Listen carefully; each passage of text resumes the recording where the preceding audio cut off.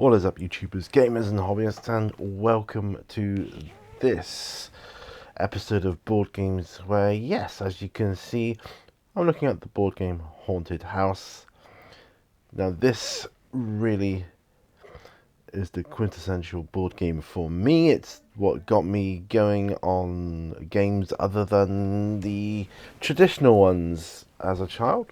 When I say traditional ones, I mean games like, Ludo and Snakes and Ladders and things like that. And later on, chess for me. But, I mean, the picture on this box here, this very tired looking lid, which has since been restored. It's the artwork on it, as you can see there, the children around the table with the board game itself set up. Forget the witches in the background. Those are more from the imagination of the players, but that is my memory of it. The children depicted in the artwork are about the same age as I was when I first encountered this game. Now, this game came out in 1971, and that is the year I was born. That is the actual year I was born, and so this game is as old as myself, people. And probably that's why I hold it so near and dear to my heart. Now, this game was by a company called Dennis Fisher. Now, a little bit about them. Dennis Fisher was he was an English engineer who actually invented the Spirograph toy, if any of you can remember that, which was like a drawing toy. He went on to create the company Dennis Fisher Toys. He left university to join the family firm, which was Kingfisher Lubrication. And in 1960, he actually left the firm to set up his own company, Dennis Fisher Engineering in Leeds. And in 1961, the company won a contract with NATO to supply springs and precision components for a 20mm cannon. Between 1962 and 1964, he developed various drawing machines from Meccano pieces. There's another one. Do you remember Meccano? Eventually producing a prototype spirograph. Patented in 16 countries, it went on to sale in Schofield's department store in Leeds in 1965. A year later, Fisher licensed Spirograph to Kenner Products in the United States in 1967, and Spirograph was the chosen UK Toy of the Year. Dennis Fisher Toys, which also produced other toys and board games, was sold to Palitoy in 1970, and it was subsequently bought by Hasbro. Through the 1980s and 1990s, Fisher continued to work with Hasbro in developing new toys and refining Spirograph. Now, at the time of recording this, it's not been that long since the great Sir Clive Sinclair passed away, who was in my mind, the great electronics genius, who inspired the whole home electronics era and portable home computer systems. But he had a vision. He was an inventor, and his love was for the electric car, which was his Sinclair C5. I suspect heavily that for Dennis Fisher, his Sinclair C5 was the Spirograph, but I digress. Anyway, now this Haunted House, this was the game for the UK. So, moving around, as you can see there, you creep through the haunted house. Will the whammy ball get you? Can you break the witch's spell? Spooky fun for all the family. So you're basically getting through the haunted house, and there have been later incarnations of this, which I may cover in another video, but I'm concerned with this one. But also, there was a game that, like, the haunted house, this UK game, there was an American version of it, and they called it Witch Witch. And Witch Witch is a children's board game that was published in 1970 by the Milton Bradley Company and was invented by Joseph M. Buck of Marvin Glass and Associates. Now, I don't know if I'm butchering those names, I'm sure I am. Board represents a haunted house with 4 large rooms: the broom room, the witching kitchen, the spell cell, and the bat's ballroom. And those were the names of the rooms in Haunted House too. I mean, this game in the UK, Haunted House, came out in 1971. When it was invented, I have no idea. No research has turned up anything there for me. But anyway, yeah, so assembled into a 3-dimensional model house with vertical walls and a large plastic chimney in the centre, there are 4 tokens coloured red, yellow, blue and green. Each is shaped like a child, either a boy or a girl, with 4 corresponding mouse tokens of identical colour. Ring any bells? Yes, it does.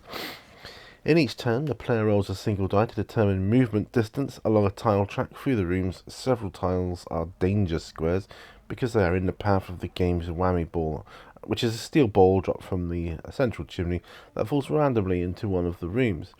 The end of the track in the bat's ballroom is the charmed circle. The player to reach the charmed circle first wins the game. Simple stuff, right? It's just basically a race game, which is which was all you needed back in those days, and it really was, because as a child, imagination did everything. After rolling the die, a player draws a card from the deck. Each is imprinted with one of 3 witches: Ghoulish Gertie, Wonder the Wicked, and Glenda the Good. Exactly the same as the UK version, by the way. Drawing a Ghoulish Gertie card instructs the player to drop the whammy ball into the chimney. If any of the player's token is knocked off by the track, it must be returned to the start square for that room. Drawing the Wonder the Wicked card requires that the player's token be replaced by a mouse. The mouse cannot move from its current tile until the same player draws a Glenda the Good card, which allows the player to reclaim the original child token. So, yeah. A version of the game was released as a tie-in to the animated television series The Real Ghostbusters, with identical play mechanics, but Ghostbusters characters and cards. Witch Witch was sold as Haunted House by Dennis Fisher, and later as Ghost Castle in the UK. Ghost Castle obviously being one of the later incarnations of the game. So I suspect heavily. I don't know the actual politics behind who invented the game, because we're talking about the production here. My memory is of Haunted House, of course. Obviously, someone in America going through the same nostalgia trip. They'd be going for Witch Witch. Maybe they invented it first, who knows, I don't know. But the game that crossed my path was Haunted House, which was absolutely excellent in my opinion.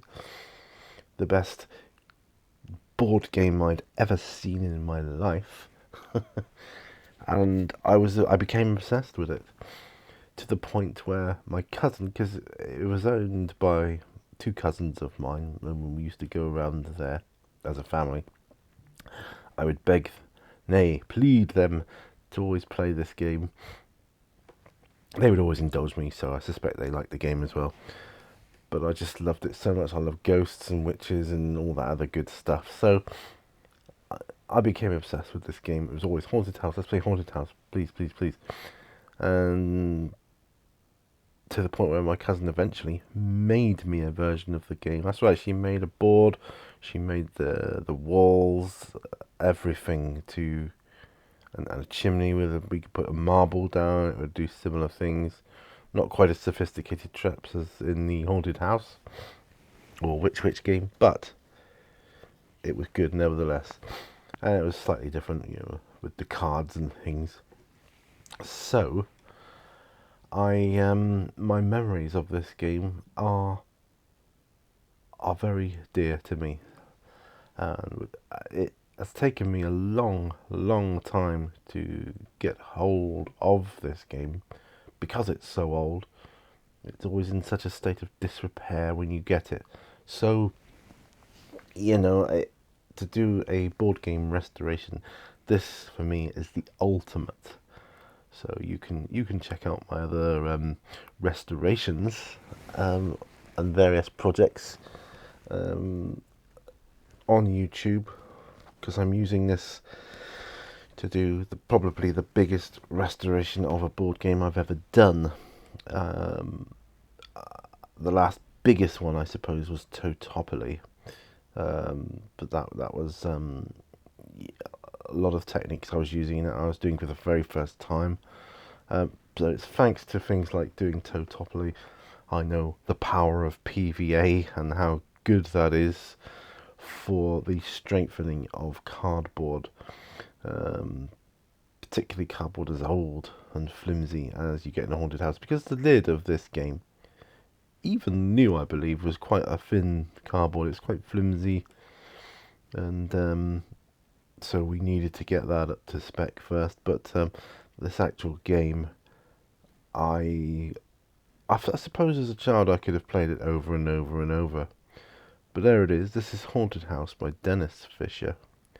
And that's been my board game video. Thanks ever so much for watching.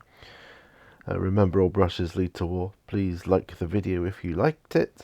Dislike it if you disliked it. And check out my Patreon if you really want to help support me and this channel. You've been marvellous. Thanks ever so much for watching. And I'll see you on another video, guys. Bye for now, folks. Bye-bye.